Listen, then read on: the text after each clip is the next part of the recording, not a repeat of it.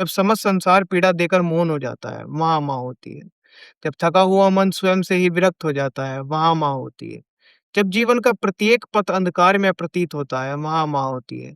जो अपने अश्रुओं को छिपाकर संतान के मुख पर मुस्कान अंकित करे और जब कोई साथ न हो, तब माँ होती है। उसके स्पर्श में किसी देव प्रार्थना सा पावन सम्मान रहता है। उसकी वाणी में शीतल सरिता सा अविरल कल्याण बहता है।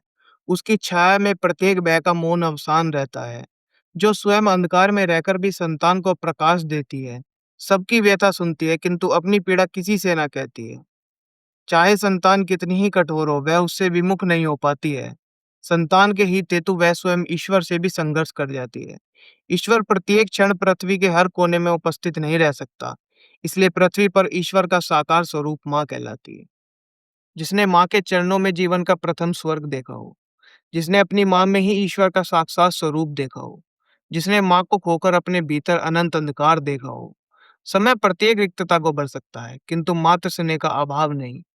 जो अपनी माँ का अपमान करे, उसके हृदय में सच्चा सद्भाव नहीं। वह जाकर पूछे उनसे, जिनके जीवन में बचपन से मात्र प्रभाव नहीं, कैसे मन लगा पाते हैं इस नश्वर जगत में बिना माँ बोले।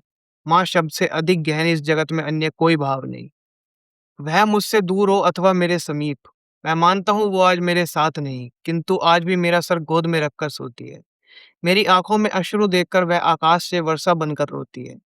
वह दिखाई नहीं देती किंतु मेरे लड़खड़ाते कदमों को संभाल लेती है। जब कोई साथ नहीं होता, तब मेरे एकांत में मुझसे बतलाने मेरी माँ होती है।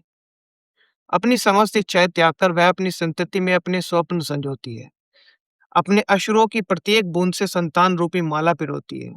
वही माला अंततः उसके कंठ से श्वास छीन लेती है। माला यह भूल जाती है कि उसके कण कण में भी माँ ही विद्यमान रहती है और जीवन रहते उसके स्नेह को प्राप्त कर लो। अंत में माँ केवल तस्वीरों में साथ रहती है।